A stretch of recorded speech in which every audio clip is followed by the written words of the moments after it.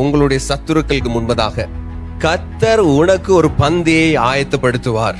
அதான் முதலாவது டிக்ளரேஷன் இந்த ஆண்டுக்கு உங்களோட வாழ்க்கையில. அவரு உங்களுக்கு ஒரு இன்விடேஷன் அனுப்பி இருக்கிறாரு. அவரே ஒரு பந்தியை ஆயத்தப்படுத்தி he is inviting you for a feast. You are the guest and he is the host. அவர் தான் உங்களை அழைக்கிறாரு, நீங்க ஒரு கெஸ்டா போறீங்க. இன்றைக்கு நம்ம வீட்டுக்கு ஒரு கெஸ்ட் வந்திருக்கிறாருன்னு வச்சுக்கோங்க. வந்திருந்தா அவர் நல்லவரோ கெட்டவரோ, அவர் சரி செஞ்சிருக்காரோ தப்பான ஒரு காரியம் செஞ்சிருக்கிறாரோ, அவர் உங்க கெஸ்ட். அவரை யாராவது வந்து சத்தம் போடுறதுக்கோ அடிக்கிறதுக்கோ இல்லாட்டி ஒரு தப்பா ஒரு காரியத்தை செய்யறதுக்கு நீங்க விடுவீங்களா? அவர் உங்களுடைய கெஸ்ட்.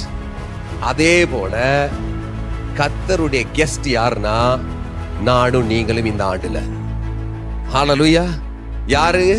நம்ம அவருக்கு கெஸ்ட்.